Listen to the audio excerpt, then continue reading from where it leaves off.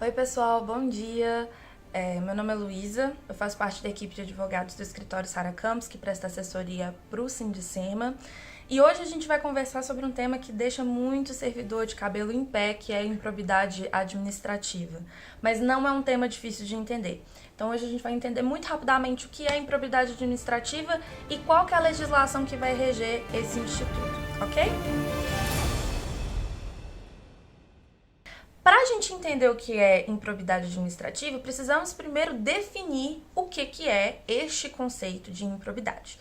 Então, o que a gente vai definir é que a improbidade administrativa é um ato que é ilegal ou contrário aos princípios básicos da administração pública que seja cometido por agente público durante o exercício da função pública. E o que isso quer dizer? Vamos destrinchar então esse conceito. Quais são os princípios da administração pública que são vulnerabilizados por um ato de improbidade administrativa? Eles estão todos previstos no artigo 37 da Constituição. Quando a gente está estudando para concurso, geralmente a gente tem um acróstico, né, para ficar mais fácil de lembrar. E esse acróstico é o LIMP. Isso quer dizer que os princípios da administração são a legalidade, a impessoalidade, a moralidade, a publicidade e a eficiência. O princípio da legalidade é aquele que o Estado só vai fazer alguma coisa se estiver uma previsão legal que o permita de fazer tal coisa. Ao passo que as pessoas comuns, os cidadãos, eles podem fazer aquilo tudo que o Estado não proíba. A impessoalidade, por outro lado, é que durante a prestação dos serviços, o Estado não vai poder fazer distinção alguma entre os cidadãos. Então, todos têm que ser tratados de maneira igual perante a lei e perante os serviços do Estado. A moralidade é que o Estado tem que agir de acordo com a moral e os costumes que são considerados bons dentro de um país. E por fim, a eficiência é que o Estado tem que sempre buscar fazer a maior quantidade de serviços, a maior quantidade de ações com os menores recursos possíveis. Então, maximizar os impactos, maximizar os serviços e minimizar os custos. Então, a improbidade administrativa vai ser qualquer ato que é praticado por um servidor público que vá atentar contra esses princípios constitucionais que vão reger a administração. Tudo certo? Então, a gente vai por aí. Quem são esses agentes públicos que podem vir a trazer ou causar um ato de improbidade administrativa? São as pessoas que vão prestar qualquer tipo de serviço para o Estado e elas vão exercer a função pública na sua função mais ampla, ou seja, qualquer pessoa que esteja de alguma forma representando o Estado nas suas relações e que esteja sendo pago para isso, ou não, inclusive, são pessoas que vão ser agentes públicos. O servidor público, ele é o agente público por excelência, porque eles são pessoas que são contratadas por um regime estatutário para exercer funções de Estado. São agentes públicos. Mas os servidores que são comissionados, que não são concursados, servidores que são temporários, pessoas que são contratadas pela administração, estagiários, todas essas pessoas são pessoas que são agentes públicas, porque enquanto elas estão ali representando o Estado ou trabalhando para o Estado, mesmo que não tenham um vínculo empregatício, um vínculo estatutário, eles são sujeitos a serem processados por improbidade administrativa se não agirem de acordo com os princípios constitucionais.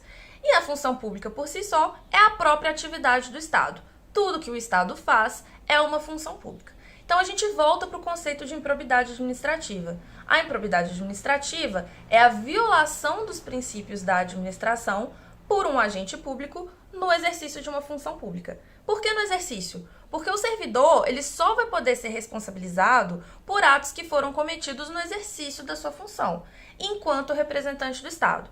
O que o servidor vai fazer ou deixar de fazer na sua vida privada e na sua vida particular não é de interesse do Estado. O Estado não pode processar um servidor por alguma coisa que ele faz na sua vida privada que não afete seu trabalho e nem a imagem da administração. Então, quando o servidor ele faz alguma coisa que mesmo fora do seu ambiente do trabalho possa vir a afetar a administração, como advocacia administrativa, como passar informações sigilosas do Estado para entidades privadas, mesmo que seja fora do ambiente de trabalho, isso também pode ser considerado improbidade administrativa. Mas se o servidor estiver trabalhando dentro da sua vida privada, estiver fazendo alguma coisa dentro da sua vida privada, na sua casa, no convívio familiar, o Estado não pode interferir nisso. Tudo certo?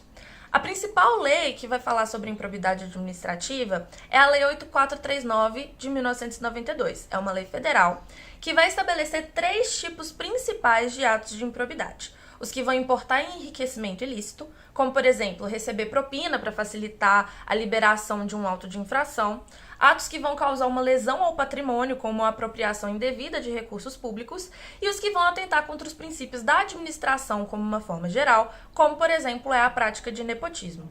É importante a gente ter em mente aqui que, embora os servidores do Sindicema sejam servidores estaduais, essa lei federal também vai se aplicar aos servidores do Sindicema. A lei vai se aplicar também, lembrando, aos servidores temporários, comissionados ou estagiários, porque todos eles são considerados de maneira mais ampla como agente público.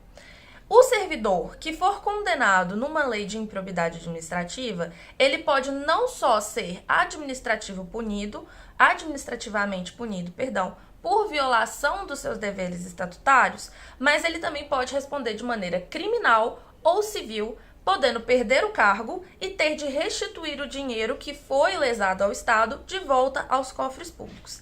Então, no final das contas, a improbidade administrativa é um conceito muito simples. É simplesmente o ato do servidor que vai, de alguma forma, causar dano ao Estado, seja um dano de ordem material, em que você vulnerabiliza a figura do Estado na frente da sociedade, perante a sociedade, ou de uma questão financeira, uma violação que acabe por vulnerabilizar ou causar algum prejuízo aos cofres públicos. E por isso, o servidor pode ser punido de acordo com o que está disposto tanto no Estatuto dos Servidores do Estado de Minas Gerais, quanto na Lei de Improbidade Administrativa, que é 8.439 de 1992. Eu espero que isso tenha esclarecido a questão da improbidade e a gente se vê numa próxima pílula. Obrigada!